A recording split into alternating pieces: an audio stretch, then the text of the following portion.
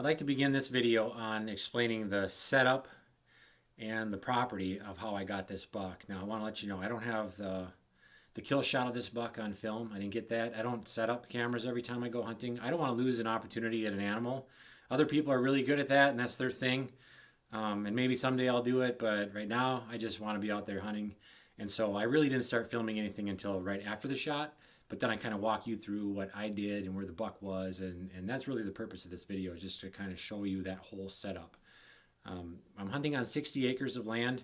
It's got 10 acres of CRP on the north.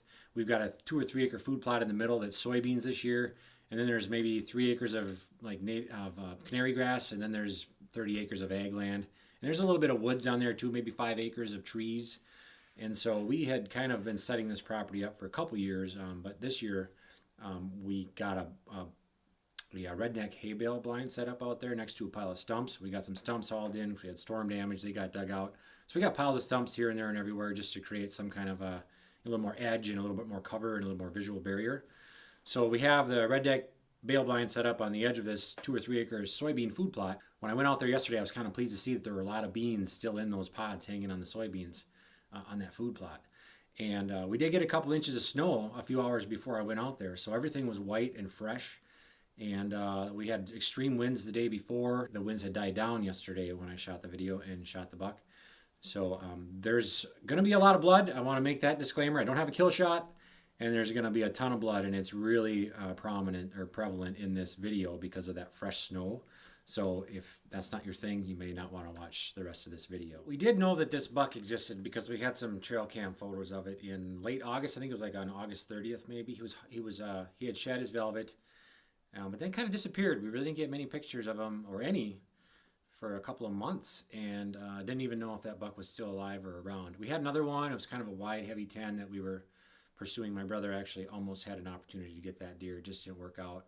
And so I kind of had gone to that blind with the intention that this other buck was still around, and that was the one that I might get a shot at, not knowing that this 10-pointer that I ended up shooting was still around. And I checked the camera card on the way out, and you'll see at the very end of this video, I thought that I probably had a trail cam photo of him right before I shot him. Well, it didn't work out, but I did switch that camera card on the way out and look back, and well, here this buck that I shot had been hanging around the area for a week or two. Just didn't know it because we hadn't checked those camera cards and hadn't seen him while hunting.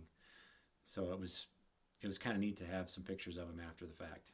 So I'll let the video of where I started filming right after the shot kind of take it from here. It's 4:30 on November 16th. I'm sitting in a redneck bale blind, and I am overlooking a soybean food plot. And just 5 minutes ago, a really nice 10-pointer came along, and he gave me a shot.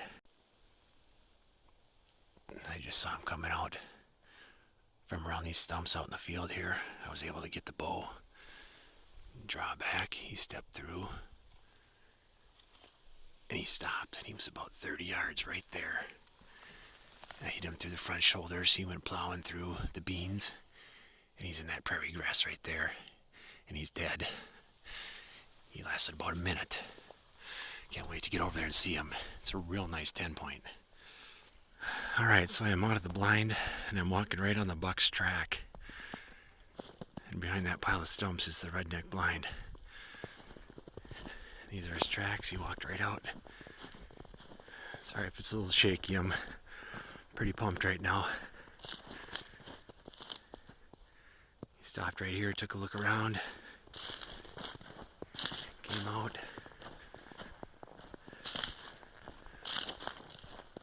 Still on his tracks right there.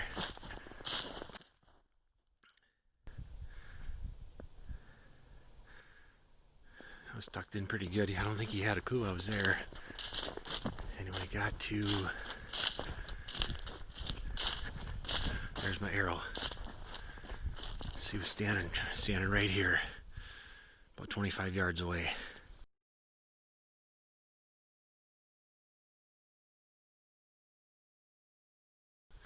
My arrow passed through his right about both shoulders, and then he just plowed up to that CRP grass. There's basically just blood in every step. He was plowing with his back legs. His front legs were pretty much, both shoulders I think were blown out. So he was only using his back legs. I'm getting closer here, a little further up. He plowed through this stuff and he should be laying right over there. I can't quite see him from here. If he did take off into the woods, this would not have been a difficult tracking job. Oh my goodness. There he is.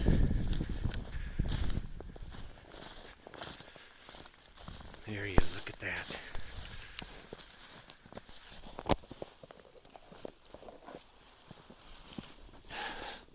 Pretty sure we got trail cam pictures of this deer.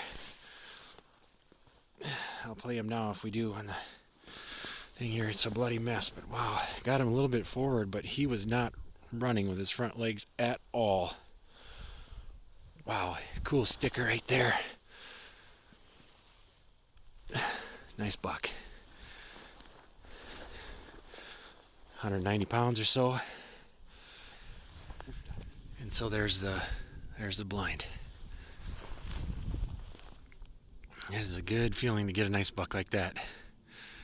I've been hitting hard with the bow and arrow and freezing. And finally it came together. Alright, well I got him dragged out here a little bit. You can see my shot. It was pretty good. Boy, did he bleed. I am on cloud 9 right now. I got my nephew coming out here with the truck. He's going to help me get it loaded up, but that has been one hard-earned buck right there.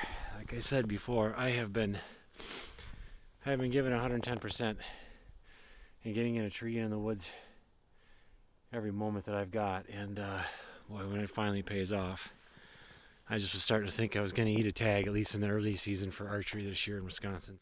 And one more look here. He's a 130s class 10-pointer, and he is about as perfect as a 10-pointer can be. Real nice heavy bases, good brows, not busted up at all. Probably a 3.5-year-old deer by the looks of his body. I don't think he's a 4-year-old deer, but yeah, either way, trophy around here. The only tag I got left is my Wisconsin gun tag, so guess if nothing else happens for the rest of this season, I'm not going to whine about it, but you know darn well I'm going to give it a try. So, alright guys, hey, my phone battery died when I was doing my outro, but my nephew's here now and he's holding the phone and recording, so I thought I'd get an extended outro. And when I was walking out, I learned that he walked right by a trail camera that we had, so if I got a picture of him less than a minute before I shot him, I'll post that right now so you can see him as he walked by the trail camera. It was about 50 yards behind me, the camera, and I didn't know that he walked by it because I couldn't see when he did, but anyway, there he is. I couldn't be happier. Great way to end the bow season, and we're only about 5 days away from the Wisconsin gun opener, so the window is getting small. Thanks for watching. See you in the next one.